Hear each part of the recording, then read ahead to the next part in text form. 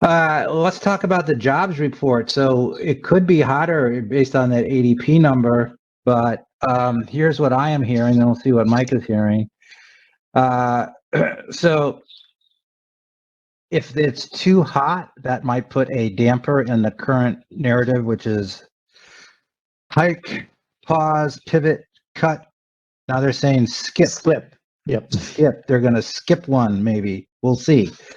What would cause them not to skip and raise? Well, maybe if this report is too hot, that would be greater than 250,000 job ads and an unemployment rate less than 3.4%, wages greater than 4.5% year over year. So that would probably get into a rate hike. Just right would basically suggest the Fed could pause here, as Mike said, skip a meeting for a hike. That would be if jobs come in 50 to 250,000, unemployment rate greater than 3.5, wages less than 4.4%. Too cold, you get the hard landing stagflation scenario. That would be if less than 50,000 jobs, unemployment rates greater than 4%. So on that last one, maybe on the headline, stocks might pop, but then I think they'll think about it and it'll sell off if it happens to be the third one. So that's what I got.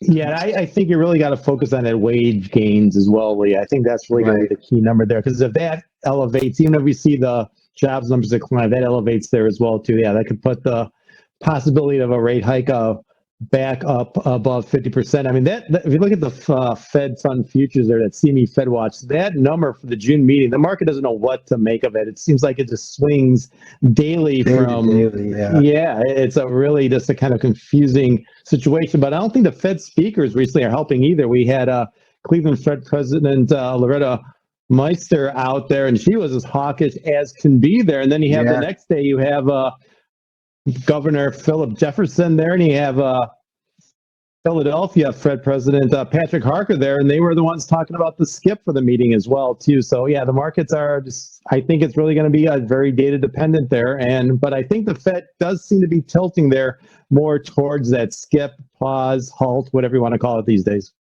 Yeah. So when you say skip, we just mean that if it was when they say pause, that kind of implies no rate hike, looking to cut in a little while, whereas skip is missing a rate hike, but the trajectory still could be for further rate hikes. I think that's the way they're using that term right now. All right, let's look at some futures charts. Where do you want to start? Let's start with crude oil today, Lee. Let's look at the July contract, because we were talking about the theme of